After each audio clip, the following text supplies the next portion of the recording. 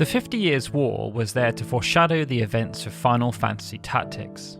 It was during this period that many of the elderly statesmen made their names, including Sidolphus Orlando, also known as the Thunder God, and Gothard Gafgarian.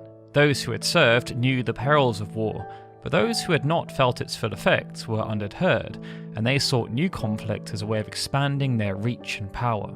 This served as the perfect setup for what became known as the War of the Lions, as three separate generations clashed, each wanting different things from an Ivalice that became embroiled in chaos. And in part 3 of this timeline series, we will be delving deep into the War of the Lions, discussing the various motivations of each of the prominent factions and individuals, while also shining a light on the broader Lucavi plot. And if, by the end, you'd like to keep watching to see how everything concludes in the final part, then you can do so right now without having to wait by joining up to our Patreon for just £3. To find out more, please visit patreon.com/FFUnion. But with that, it's time to sit back and relax as we continue to explore the complete timeline of Final Fantasy Tactics. Chapter 7: The Duality of Man. After what he had witnessed at Zeegden Fortress, Ramza was lost. He had just watched a fellow noble, who he had once fought alongside, murder his adopted sister. And in the aftermath, he thought his best friend, and adopted brother, had been blown up in the massive munitions explosion that had engulfed the fortress, Graggoroth's final act of defiance. The way his brothers had acted also felt like a betrayal to everything he had been brought up to believe in. Upon reflection, Ramza no longer wanted to be a Beowulf, nor did he want to consort with so-called nobles. And so, he turned his back on his family and the Order of the Northern Sky, opting to instead become a mercenary who sold his sword to the highest bidder. Delita, on the other hand, who had very much survived the events of Zeegden Fortress, took a very different view. Instead of succumbing to grief or continuing to play the expected role, he vowed to no longer be a victim. Taking inspiration from the likes of Vigraf, Miluda and Gustav, he sought to end the dominance of the nobility and usher in a new order. But to do this, he would have to be cold, callous and uncaring of the fallout, at least in the immediate sense. So while Delita did also turn his back on his former family and the Order of the Northern Sky, instead of becoming a mercenary, it's believed he aligned himself with the Order of the Ebon Eye, a group not dissimilar to the Corpse Brigade who are rising up in the region of Zeltenia. Given his background, it did not take long for Delita to prove his worth, and this then brought him to the attention of the Church of Glabados, who had forged a secret pact with the Ebon Eye. On the surface, this seemed an unlikely alliance, but it worked in well with the wider objectives of the High Confessor, Marcel Funebris, because while the Corpse Brigade had been largely eradicated in the Gallione region, the Ebon Eye could still be used to help destabilise House Goltana and fan the flames of war. They figured this could be accomplished by taking advantage of the general uprising, but also by inserting double agents within the ranks of House Goltana. There was just the issue of how to integrate a commoner into such noble ranks, and this led to a new posting for Delita. Due to his rather unique background, Delita was chosen by the church to infiltrate the house, and this was to be achieved in the most unorthodox but genius of ways. Tasked with countering the Ebon Eye was a man named Baron Grims, who led the Blackram Knights. As was in the case in Gallione, however, they were struggling to contain the uprising. The church knew it was only a matter of time before Baron Grimms' forces crumbled. They just had to be patient, and once they did, they could then install Delita in their ranks. Once inserted, Delita would then be able to pass valuable information back to the church about the plans House Goltana and indeed the Order of the Southern Sky were hatching. Delita was more than happy with this assignment. Ever since he had heard Vigraf's claims about the Beowulf's involvement in events surrounding the Corpse Brigade, his eyes had been opened to the deceptions of the world. He was now starting to learn more and more about the complex web that enveloped Ivalice, and with access to so much additional information, he could start to craft his own plans. For information was power. At first, Duality had sought to seek revenge against the nobles for the death of his sister, but this quickly grew into something much loftier, a notion of claiming Ivalice for himself and destroying the inequality that existed, and he'd do all of this off the backs of the nobles and the church.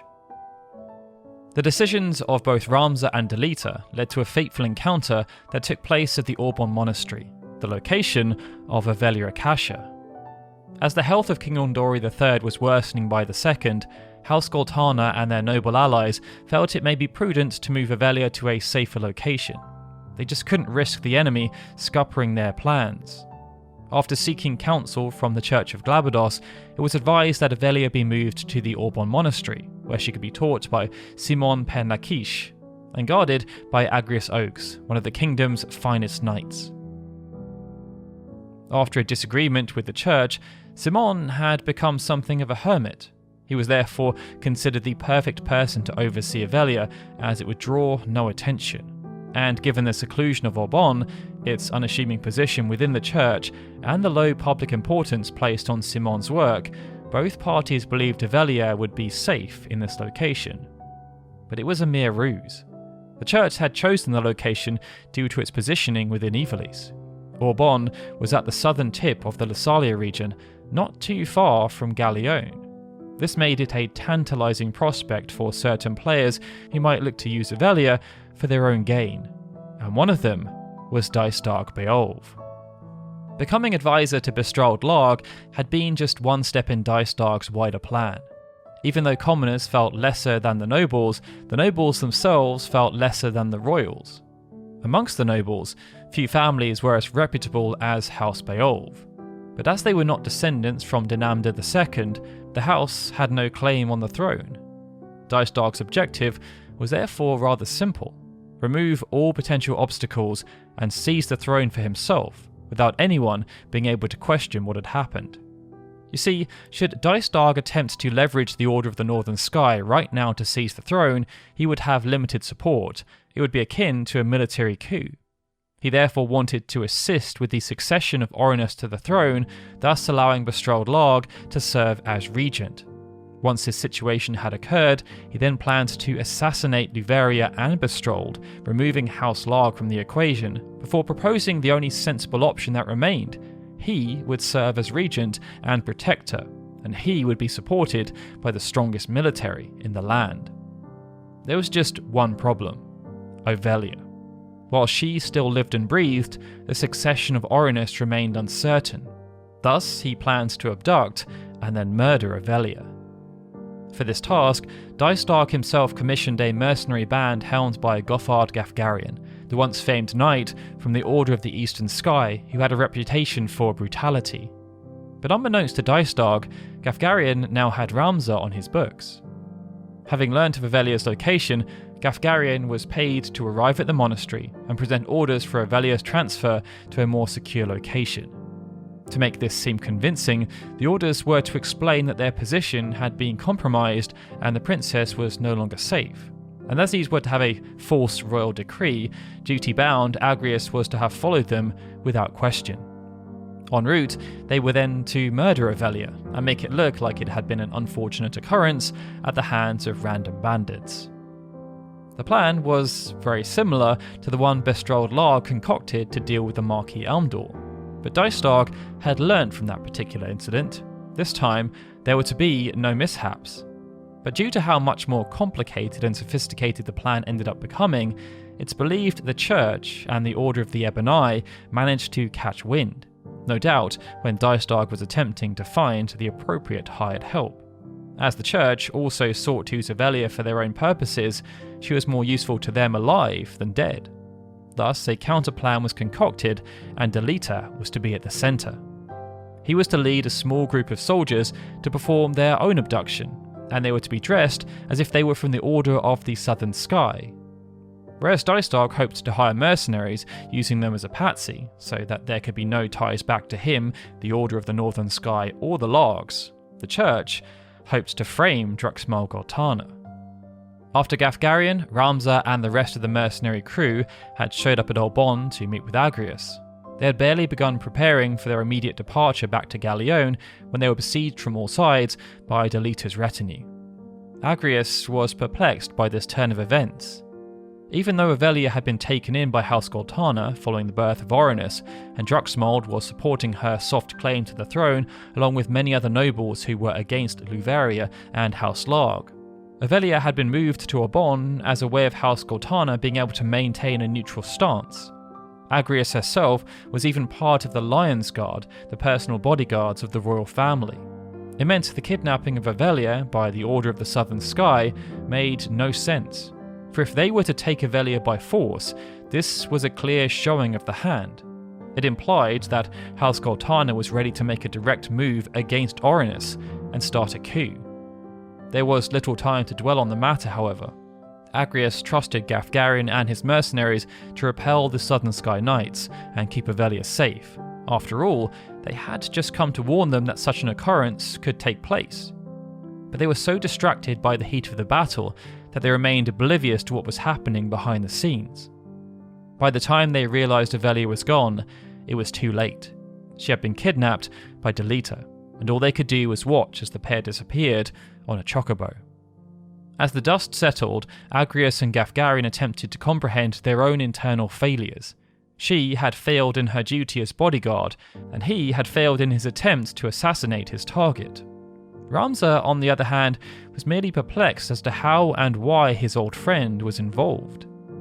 As a result, there was no choice but to set off in pursuit of Delita. But to ensure their efforts were hindered, the church started to pay brigands to stand in their way. These sellswords merely stalled progress, however, and when they caught up with Delita at Zarkile Falls, they found that he was already dealing with an uncomfortable situation. To ensure there was no failure, Dystarg had created a contingency plan, and this meant sending more knights from the Order of the Northern Sky to roam the surrounding area in case Avelia managed to escape. After intercepting the duo, they first tried to coax the princess into their protection, but Delita was far too clued up to fall for such a simple ruse. Realising their efforts were not going to bear the expected fruits, the knights showed their hand, and so too did Gafgarian. Thus began a complex parley, as Gafgarian and Delita wrestled with the worth of Avelia and who should be implicated for deeds not yet done. Gafgarian was left to rue his admissions, however, as both he and the Northern Sky were routed, before Delita also fled from the scene. This placed Avelia back in the trusted hands of Agrius, but they now had a new ally in the form of Ramza. It was here, however, that they encountered a problem. If the parley was to be believed, then neither House Larg or the Order of the Northern Sky could be trusted, nor could House Goltana or the Order of the Southern Sky. It meant their only chance of respite was to seek refuge with the Church of Glabados. Thus did they make their way for Lionel Castle, whose proprietor was Alphonse Delacroix, the former war hero turned Lucavi puppet. In his new role as Cardinal, Alphonse was given the official task of hunting down and procuring the Orosite by Marcel Funebris, but he was already working towards that objective anyway, as he had been possessed by Cuchulainn. But this task was not simple. The challenge was that due to the historical value of the Orosite, they had a significant amount of political weight and value. As such, they were often quite difficult to obtain. The Virgo Orosite, for example, was being treated as an heirloom by the Akashian Empire. This meant it had a huge amount of value to them, and they were unlikely to just hand it over to the church if they asked nicely. The church therefore had to employ numerous tactics to acquire the Orosite. They knew, for example, that when Avelia was transferred to the Olbon monastery, that the Virgo Orosite would travel with her, as it was proof of her royal lineage. And the Olbon monastery was a much less secure location than the vault of a well-defended castle. But not every Orosite was in the hands of such powerful forces. And after learning that an archaeologist and technologist called Besrudio Bonanza had discovered the Taurus Orosite, the cardinal was swift to act. As Besrudio was also based in the region of Lionel, Alphonse sought to hire a partner to procure the stone. After much consideration, he chose the Bayard Trading Company. They were infamous across Ivalice for being involved in all sorts of seedy activities, and their leader, Ludwig, was as ruthless as they came. Besrudio, however, was not stupid. Fearing that this stone may bring trouble, he gave it to his son, Mustadio, and told him to hide it somewhere safe. Mustadio opted to find a suitable location in their hometown, the clockwork city of Galg, but the plan soon started to unravel, at least on the surface. As predicted by Besrudio, the Bayard Trading Company soon ransacked the Bonanza home. Besrudio was captured during the clandestine operation, and his life was threatened should he not give up the location of the stone. Fortunately, he had no idea where it was, but he did reveal that his son, Mustadio, had hidden it somewhere, and that they'd never find it. Given their network, it did not take long for the Bayard Trading Company to track Mustadio down. Fortunately, Mustadio had realised that some extra trickery may be required to get an organisation such as the Bayards off their backs. So, instead of simply hiding the Taurus Orosite by itself, he also planned to hide forgeries. This turned out to be a prudent move, as after only one forgery had been placed, he was spotted and surrounded. Had Ramza and Agrias not been situated nearby and come to his aid, Mustadio was sure to have been captured, or worse. After their pursuers had been slain, Mustadio thanked the pair. But having learnt that divulging their ownership of the Taurus Orosite could lead to unwanted attention, he kept his cards close to his chest, merely stating that he needed to get to Lionel Castle with haste to speak to the Cardinal. The truth was, he had no hope of recovering his father alive without help, and he just prayed the Cardinal saw fit to lend aid. With the party already venturing that way, they allowed Mustadio to join their band, and thus did the Cardinal get delivered almost everything he had hoped for. On the one hand, Avelia had been delivered to him, just as the leader had promised, and on the other hand, Mustadio had come begging for help, even though the Cardinal was the one behind his father's kidnapping in the first place. The only thing missing was the Orosite itself. Upon meeting the group, the Cardinal was at his deceiving best. Agrias recounted the tale of the attempted kidnapping and murder of Avelia, and he was quick to offer support and protection, even going so far as to promise that he would expose Duke Larg's misdeeds. And then, after hearing of Mustadio's predicament, he offered a company of his finest soldiers to aid in the rescue of Besrudio. What the Cardinal chose not to share, however, was that Avelia was now to be his prisoner, a pawn to be used as they stoked fires of war between House Larg and House Goltana, and that the company of soldiers that had been so kindly allocated to securing Besrudio were to betray Mustadio as soon as they confirmed the location of the Orosite. Upon arriving in Galg, Mustadio sensed that something was off immediately. There were no signs of any goons from the Bayard Trading Company, and the soldiers promised by the Cardinal were not at the planned meeting point. Soon, they found out why.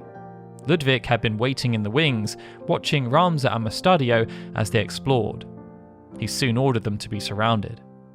A bound and beaten Besrudio was then dragged out before Ludwig demanded that the two hand over the Orosite. He offered them one last chance to comply before following through on his promise to kill Besrudio. Mustadio, recognizing they had little hope of turning the situation around, complied, and directed Ramza to retrieve a forged stone from a nearby chimney and hand it over to Ludwig. Now in possession of what he believed was the real Taurus Orosite, Ludwig was ecstatic, and seeing no more use for Ramza, Mustadio and Besrudio, he ordered his soldiers to kill the lot. But not before letting it slip that the true mastermind behind everything was the Cardinal himself. After overcoming Ludwig's trap, Mustadio revealed the truth of the forgery to his father before presenting the real Taurus Orosite. But there was little time to celebrate, as if the Cardinal had lied about wanting to assist Mustadio, then Ramza deduced that Agrias and Avelia were also in grave danger. The only problem was that because of what had happened, safe travel was no longer assured. So instead of venturing back to Lionel Castle on the open road by way of the Fenlands, they opted to travel by sea to the port city of Wagilis, and then venture north by way of the Belias Swale. Wagilis was also the home base of the Bayard Trading Company. The assumption was that as Ludwig was already on his way to Lionel Castle, he would never have suspected movement on the other side of the region, even if he had learnt of their escape. But someone else had been watching their progress from the shadows, Delita. He had found amusement in Ramza's noble actions, not least because he was actually one of the few of his ilk that was acting in accordance of the expected values. But instead of giving praise to Ramza, Delita offered up a warning: divert your path or suffer the consequences. Unlike Ramza, who was acting through nothing more than blind ignorance and what he thought to be morally correct, Delita no longer cared about such things. In the years since they parted, he had gathered as much information as he could, learning about the various power struggles that were at play and what each player sought to achieve. And it was for this very reason that, even if their goals may have been the same, his methods could not have been more opposed. That was what truth did to a man, however, and that truth was already playing out at Lionel Castle. The Cardinal was busy conducting a post-mortem of the events that had transpired at Galg, while also testing out a new informal alliance. It had not taken long to establish that Ludwig was duped. What he believed to be the Taurus Orocyte was in fact a complete fake. As a consequence for this failure, the Cardinal assigned the task of acquiring the real Orocyte to his new ally. Knowing that Avelia had escaped Dystark's grasp, as, well, the Cardinal had been the one to conspire with Delita to foil Dystark's plot, he reached out and informed them that Avelia was now under his protection. This was then used as a way of further manipulating House Lark. Dystark sent Gafgarian immediately to retrieve her, but when Gafgarian arrived, the Cardinal suggested unfavourable terms, as he never expected to deliver on them. With the Orocyte still out of reach and Ludwig having failed, he informed Gafgarian that he would only hand over Avelia once the Orocyte had been retrieved. Gafgarian begrudgingly agreed, but Ludwig was incensed by this flagrant disrespect. How dare the task that was previously assigned to him be given to someone else? To the Cardinal, this outburst was just the latest issue. Ludwig had failed him one too many times, and the result was deserving of punishment. He was never seen again. The new plan proposed by the Cardinal was simple. Make Agrius and Ramza believe Avelia was to be executed so as to draw them out. They would then retrieve the Orocyte and kill every witness. Despite agreeing to the plan, Gafgarian felt it was reckless, but he had no choice but to execute it as best as he could, because his situation was not too dissimilar to Ludwig's. He had already failed twice and needed to make up for his mistakes, and cover Dystark's tracks. While still held captive, Agrius was fed just enough information to make her believe the threat was real, before being lulled into thinking she had escaped from prison of her own accord. They then hoped that Agrius would seek help from Ramza, which she did, and that after reuniting, they would rush to Golgolada Gallows, the very same site where Saint Ojora was executed centuries prior, only to find out they had been duped. The Cardinal, pleased with how he was pulling the strings, sat and waited at Lionel Castle, enjoying time with Folmar of Tengil, the leader of the Templar Knights, who had inherited the role from Alphonse, and he was possessed by the Lucavi Hashmal. The Taurus Orocyte was soon to be theirs, and with it, they could bring back Duma, another Lucavi. Avelia was still their captive, able to be used to challenge for the throne if and when they needed her to, and through the Templar Knights, they were recruiting hungry and powerful allies that could be possessed by the Lucavi. Vigra Folles, for example, was the latest addition to their motley crew, propositioned by a knight named Lothri as he attended to his sister's grave and offered the Ares Orocyte in exchange for his services. Everything was falling into place. The land was about to erupt into chaos, and out of that chaos, Ultima was to rise once again. There was just one problem. Despite the ruse around Avelia going off without a hitch, Gafgarian and his soldiers were unable to secure the Taurus Orocyte. Worse still, Ramza had grown too strong, and Gafgarian's forces were completely routed. Gafgarian surmised that the next destination was to be Lionel Castle, where the real Avelia was still being held captive.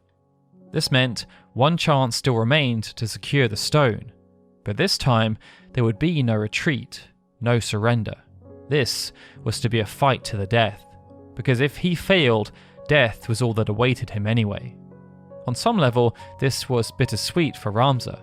as after the events of Ziegden Fortress, Gafgarian had taken him in when there was nowhere else to go. Likewise, Gafgarian genuinely seemed to respect Ramza to a degree, as the pair had fought side by side multiple times under the same banner. Fate had its own plans though, and reconciliation was simply not on the cards. After a tense encounter, Gafgarian fell, finally dead by Ramza's hands. Rushing to the castle in search of Avelia, the group were instead met by the Cardinal. He took great pleasure in informing them that Avelia had already left, taken by Delita to Zeltenia, the home of House Goltana. Yet another manipulation was already being actioned, and Avelia continued to be a pawn. Tired, the Cardinal offered Ramza one final choice: hand over the Taurus Orosite and live. Ramza refused, and so the Cardinal thought to show Ramza what it was that he was denying. Pulling out the Scorpio Orosite, the Cardinal transformed before their eyes into a dark scion, Cahulain the Impure.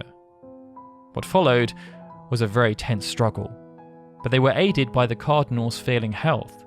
Despite being a decorated veteran of the 50 Years' War, the Cardinal was in his 50s, and his body was no longer as durable as it once was. And so, unable to utilise the full power of the stone, the Cardinal, as Cahulain, was defeated, leaving behind only the Orosite, and parting words expressing regret over dying before the return of Ultima. Picking up the stone, Ramza reflected on the battle. He did not know the full extent of the church's plottings, but he knew that they were after the Orosite, and as he was now in possession of two of them, he himself had become embroiled in this ever-evolving conflict. Chapter 8: The War of the Lions. By this point, many of the nobles across Ivalice had become aware of Avelia's kidnapping. Due to the slain soldiers found at the scene of the Aubon Monastery and Dysdag's cleverness, it was still believed that Druxmal Goltana was behind this heinous crime. But there was no actual proof, as the princess had not reappeared, and thus nobody had taken official ownership of the deed, and House Goltana had not made any further push for Avelia to become queen. Delita, at the church's request, was therefore to see that the proof materialised, and at the same time, he was to sow seeds of doubt within House Goltana and weaken the Order of the Southern Sky. But Delita was also working towards his own goals that superseded those of the church, House Goltana, and House Larg, and individuals such as Dysdag Beolv. But for those goals to be realised, he also needed to use Avelia. To convince Druxmal Goltana that his own troops had indeed kidnapped the princess, Delita began crafting the most wonderful of lies with the church. When fighting as part of the Order of the Ebony, he had come up against Baron Grimms and the Blackroom Knights numerous times, but as predicted by the church, they had fallen. Baron Grimms was slain alongside the majority of the Blackroom Knights. They planned to use this to their advantage by having Delita masquerade as one of the survivors who had a lower rank. And with the majority of the core members dead, nobody would be able to dispute it, especially as, for all intents and purposes, Delita spoke like a noble and acted like one too. This was admittedly quite the gamble, because if anyone did recognise or dispute Delita's claims, the game would be up. But to ensure the deception had a higher chance of success, Delita had managed to secure himself an ace in the hole, a prisoner offered by the church who was willing to lie for the cause and corroborate his story. With all the pieces in place, Delita rode to Zeltenia Castle, and after it was verified that he was indeed travelling with the princess, Delita was brought before Druxmal Goltana and his senior staff to explain himself. And explain he did. The first part was to sell himself as the lieutenant in the Blackroom Knights. After that proved successful, it was next for the prisoner to do their job. They dutifully revealed that their orders had been to kidnap the princess and besmirch the good name of House Goltana, and that the architect of this plot was none other than Chancellor Glevan, one of the Duke's closest aides. Glevan was immediate with his protestations, and they were legitimate, for he did know nothing of the plot. But Delita could not allow Glavan to speak any longer, and so, invoking the laws of the land, he executed Glavan where he stood. This action, though brash, gained him the immediate attention of Drucksmold, and he listened with intent as Delita explained the graveness of their current predicament. For if the plot was true, and Glavan had indeed been working with House Larg to sully the Goltana name and strengthen Orinus' claim to the throne, then that was an act of war. Wasting no time, Delita proposed that House Goltana must stand strong and retaliate. Acting as a mouthpiece for the church's secret intentions, he was convincing with his council. He proposed that to catch the enemy by surprise, they must immediately mobilize the Order of the Southern Sky and launch a preemptive strike. From there, they were to march on the royal city of Lassalia, depose Queen Luveria, and place Velia on the throne. Much to Delita's surprise, the Duke heeded his words, and so House Goltana and the Order of the Southern Sky, without warning, sacked the royal capital, banished Queen Luveria to Fort Besselar for conspiracy, and crowned Avelia as Avelia I, Queen of Ivalice, with Drucksmold Goltana naming himself as her regent. Bestrald Larg was incensed by this course of action. Years upon years of planning had been undone in an instant. But not to be deterred, he was quick to dispute the claims of House Goltana, declaring that Prince Orinus was the true and rightful heir, crowning him King Orinus I and naming himself as regent. Bestrald then commanded the Order of the Northern Sky to march on Fort Besselar to free his imprisoned sister. And thus did the War of the Lions begin. Thanks to Delita's advice, House Goltana started the war in a strong position. They now had complete control of Lassalia and the entire eastern portion of Ivalice, and in the captured Luveria, they had a very strong bargaining chip. It's fair to say that House Larg had been caught by complete surprise. Despite the posturing, they never expected Drucksmold Goltana to ever actually act. They believed he was too long in the tooth to mount any serious challenge, and that his alignment with the Order of the Southern Sky was more of a defensive measure, as opposed to an offensive one. But owing to what had transpired, Bestrald and Luveria Larg found themselves outfoxed and outmaneuvered. It left Bestrald with very few cards left to play. He must have known the assault on Fort Besselar was folly. It was too heavily fortified, and because it was on the doorstep of Linbury, the chance of any kind of prolonged siege was unlikely. But what else could he do? They had his sister, the Queen Mother of Ivalice, held captive, and if he did nothing, it would be seen as a sign of weakness. After 3 months, a stalemate presented itself. House Larg did manage to retake the capital city of Lassalia, but House Goltana still held other parts of eastern and southern Lassalia, and perhaps more importantly, they still held Fort Besselar. It meant House Larg were unable to make good on their promise to free both Luveria and place Orinus on the throne as the true king.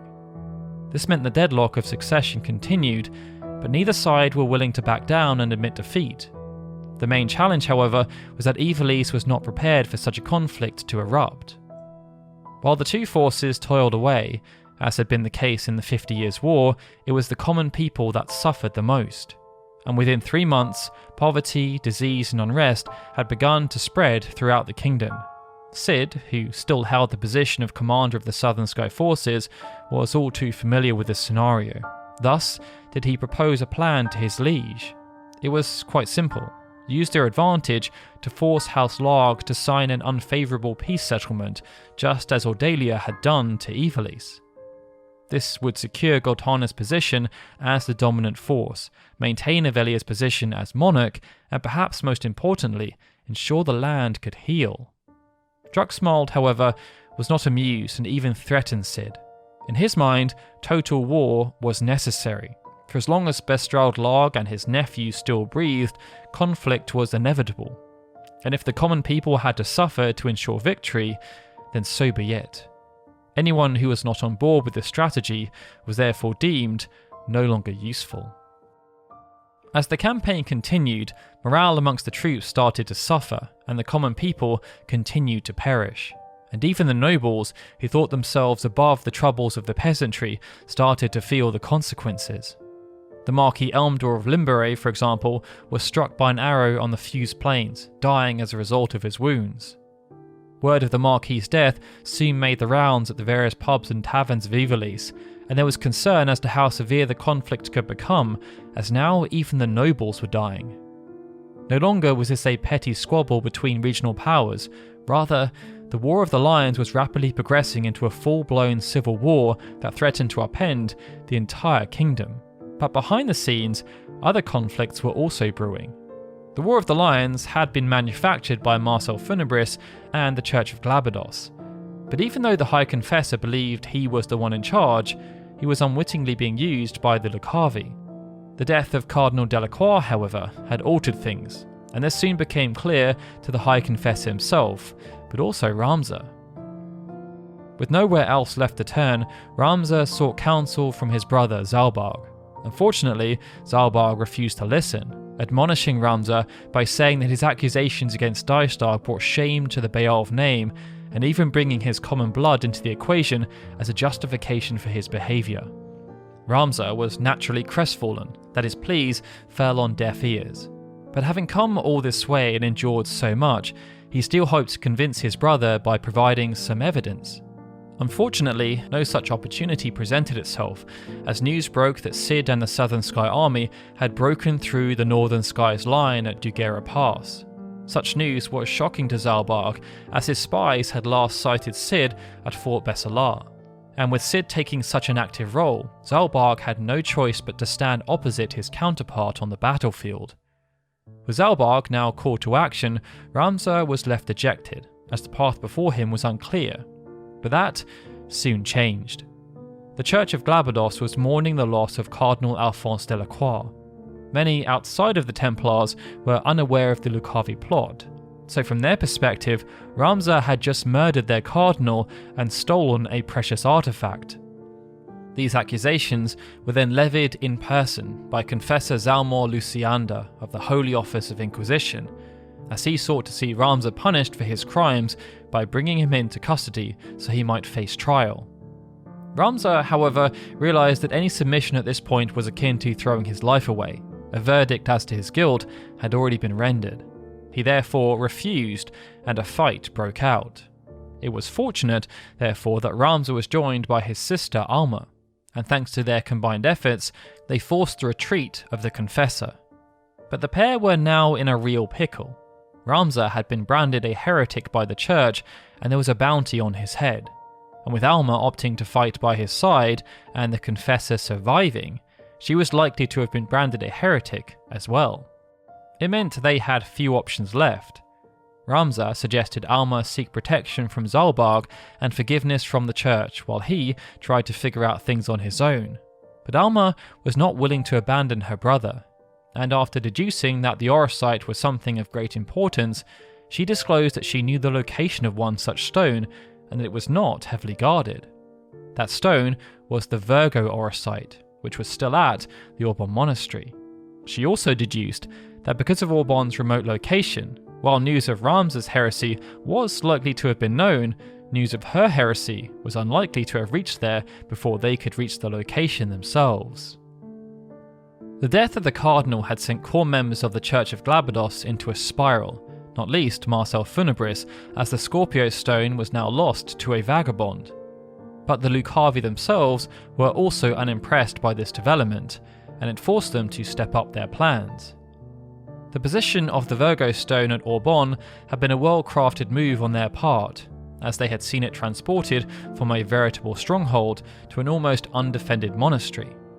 There had previously been no rush to acquire the stone, but with Ramza now in possession of both the Scorpio and the Taurus Orosite, and there being a complete lack of knowledge about his intent, waiting was no longer an option.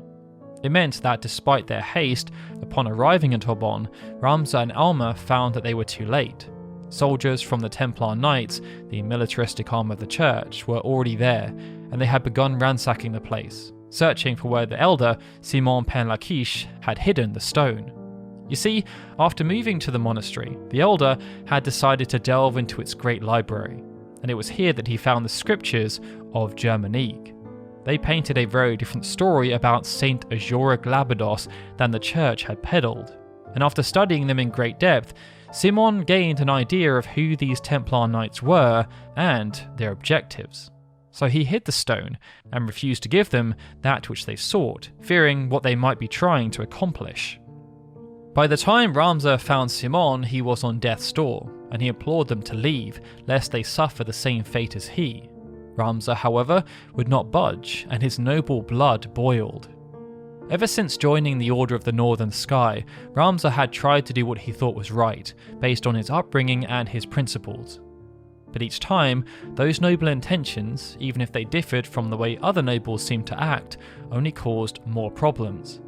He struggled to comprehend the numerous lives that had been unnecessarily lost because nobles acted in certain ways, nor why certain figures were so hell-bent on seeing people who they deemed less than as expendable assets.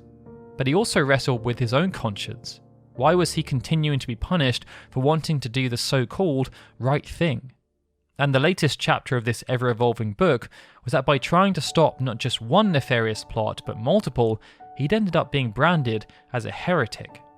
Seeing Simon, an old man who posed no threat to anybody, beaten to a pulp, just added fuel to the fire. But the truth was, what other path was there for him to follow anymore? He was now wanted by the church, could no longer turn to his brothers for help, and had no doubt been painted as some kind of villain in the eyes of House Goltana and the Order of the Southern Sky. It meant the only course of action that made sense was to try and stop these invaders and obtain the Virgo Orosite. This, however, led Ramza to making a logical but flawed mistake.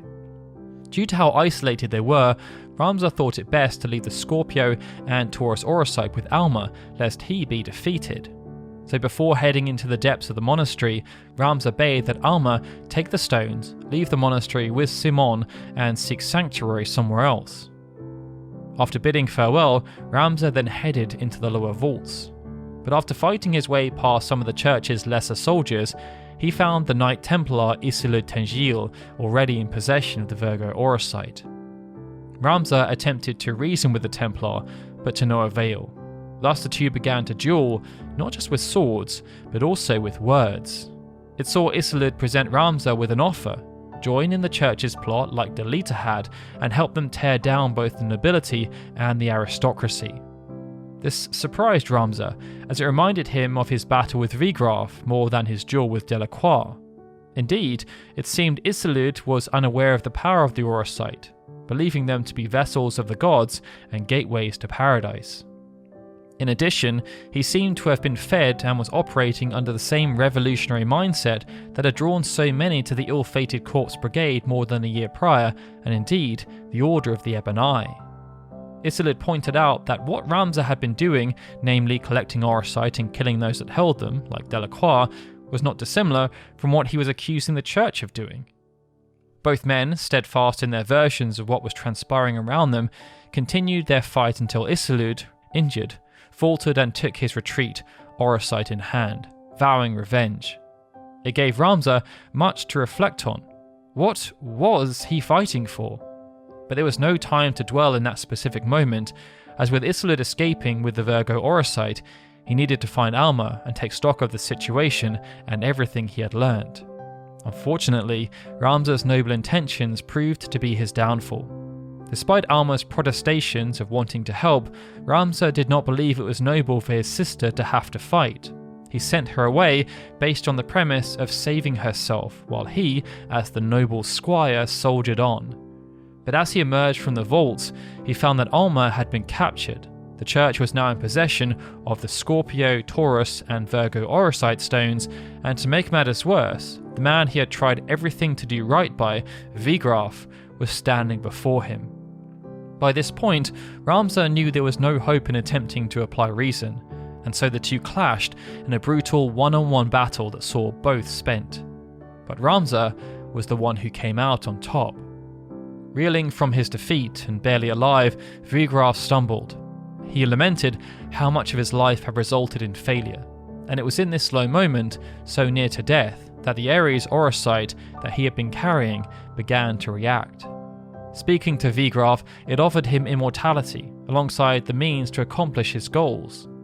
With nothing left to live for, Vigraf opted to make the pact like so many others had before, succumbing to the imprisoned Dark Scion to become the unwitting slave to the Lucavi, Belias. Reveling in this newfound power, Vigraf had no interest in finishing Ramza off in this moment, and he teleported from the scene to regroup with his compatriots, leaving Ramza alone with the very injured elder Simon. Simon, who could bear his wounds no longer, knew his time was up, and in his last moments he entrusted Ramza with something almost more dangerous to the church than the Orosite, the scriptures of Germanique, the only surviving record of the fact that Saint Ojora had actually conspired all those years ago to amass Orosite in a bid for power that brought down the Holy Adoran Empire, and that bit of information could prove deadly to the church's plot to win the support of the people of Ivalice if it became widely known. With the scriptures now believed to be in safe hands, Simon succumbed to his wounds, and Ramza was again left wondering what to do next. In order to avoid another Teatrus situation from unfolding, he knew he had to rescue Alma, and he knew that doing so would only bring him closer to the heart of the conspiracy that was unfolding around him. Thus, he made up his mind to regroup and seek out information about Alma's captors, starting in the nearby merchant city of Dorta. In Dorta, Ramza was met by only dead ends. Nobody he spoke to seemed to have any information that was useful, and he became frustrated. But Ramza was unknowingly being sucked into yet another plot. After the conclusion of the 50 Years' War, Grand Duke Gareth Barrington had largely kept himself. Even though House Barrington served as rulers of the northern Fotherham region and were a powerful family in their own right, they had chosen not to become embroiled in the wider politics of Ivalice, for their specialty was espionage. They had shown their penchant for this throughout the war, as while the Order of the Eastern, Northern and Southern Skies toiled away against the forces of Ordalia, they had single-handedly held off the Kingdom of Romandia before forcing them out of the war. With this job done, Barrington was happy to revert back to becoming a lesser player, as while his rivals squabbled amongst themselves, he was continuing to strengthen. You see, after the war, Barrington adopted numerous orphans. It was seen as an incredibly generous act, but there was limited altruism. For Barrington only took in these orphans on the premise that they serve him, and many were trained in the dark arts before being sent far and wide to see what they could learn about what was happening in Ivalice. As part of this, they kept their ear to the ground for talent that could be of use to the Grand Duke. When reports arrived that 2 youngsters who exhibited the early signs of rare skills had been identified, Barrington paid a personal visit. He verified the reports and offered the family, and indeed the village elders, a generous proposal, one that would see him adopt the children so they might serve him when they were older. The proposal was naturally refused, so Barrington did what he did best. The village was razed to the ground under mysterious circumstances, and the children were abducted. They were then forced to live with Barrington to serve, and if they stepped out of line, they were punished in quite extreme ways. The younger of the two, Rafa, remained skeptical as to the nature of their relationship with the Duke, but her brother, Marak, developed Stockholm Syndrome. Regardless, both ended up joining Barrington's infamous Kamjur assassins used to fuel his knowledge and carry out clandestine operations against his enemies. It was through this network of spies that Barrington came to know about numerous plots that were taking place, the true nature of the Orosite, and the discovery of Simon Penlaquiche as to what the scriptures of Germanique may contain. He therefore hopes to exploit these developments and increase his standing, before then making his own play for the throne of Ivalice. What happened next was therefore an inconvenience to the Lucavi plot. As Isolde was returning home with the newly retrieved Orosite crystals and Alma, he was set upon by a group of Barrington's assassins. Overwhelmed, Isolde was taken captive.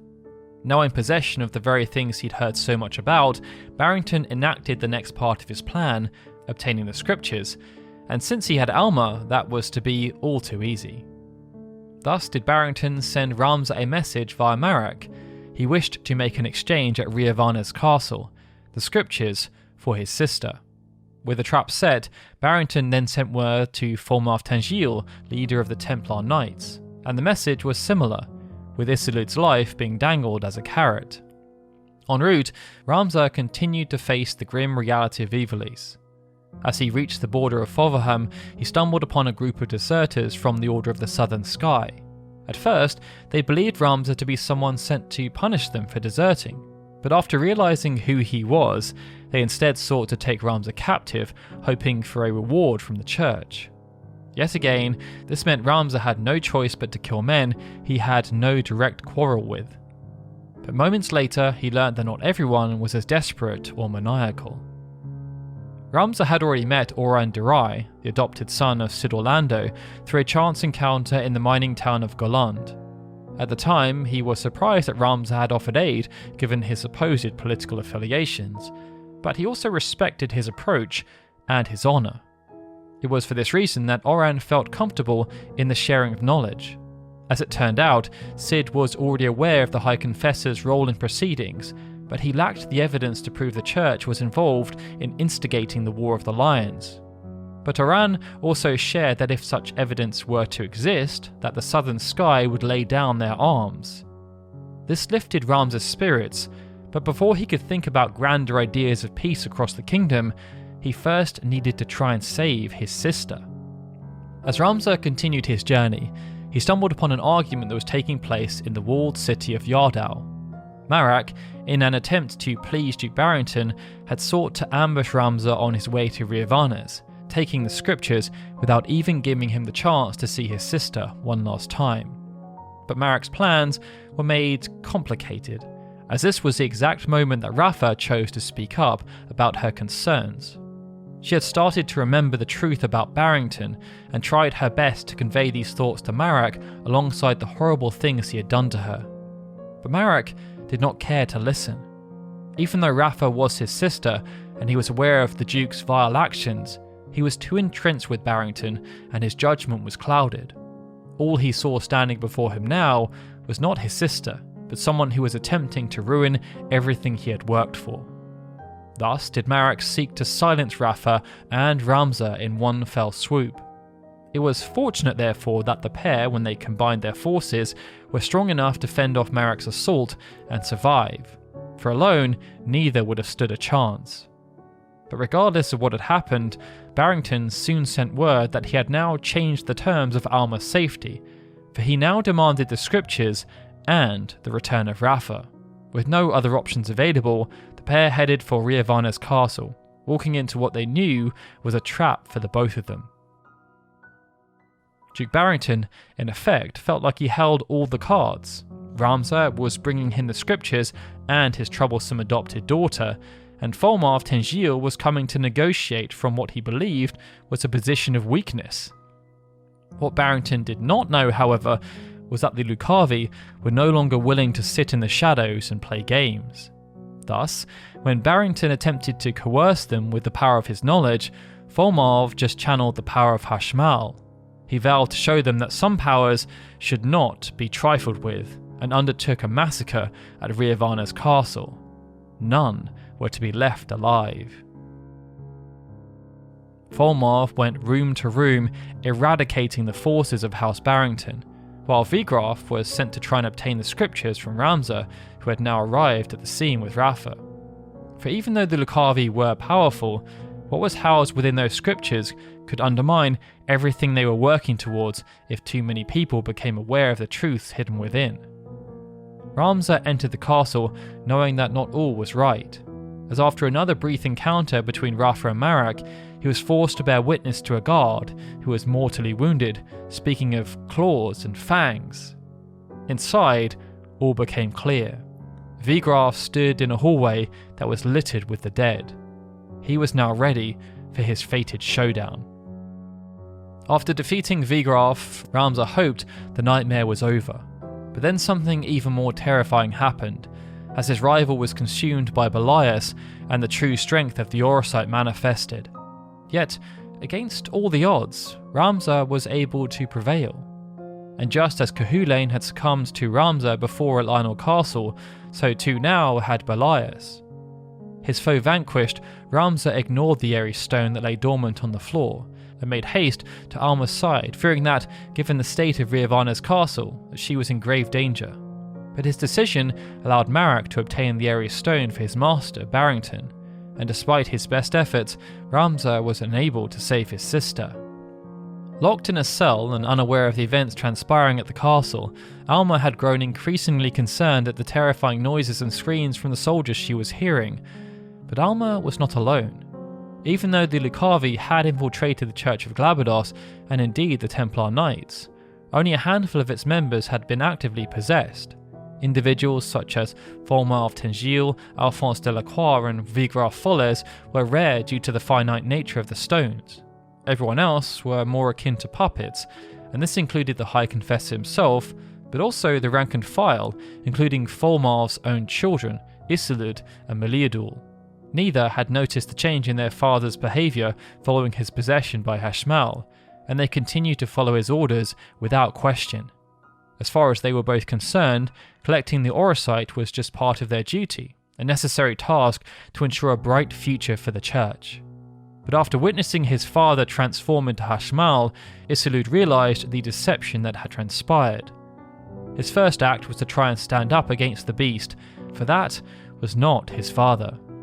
But Isilud paid for his insolence. His skull slammed against a wall. As Isilud lay there, death approaching, other guards were attempting to escape on their own. It was because of this that Alma was freed from her cell, but after making her way out of the depths, she stumbled upon Isilud. He sought atonement for his transgressions and passed her the Pisces stone, hoping it might find his way to Ramza by her hand. Unfortunately, the only thing Alma then found was the clutches of Volmarv. Although he made initial motions to kill Alma where she stood, hoping to silence the survivors, Volmarv hesitated, as his Orosite seemed to react when it was near her. Surprised, he smiled at his luck, for he had found the one thing he was searching for, something he thought may take generations to arrive. For in Alma, they had found a suitable host for Ultima's resurrection. But what happened next is a story for another day.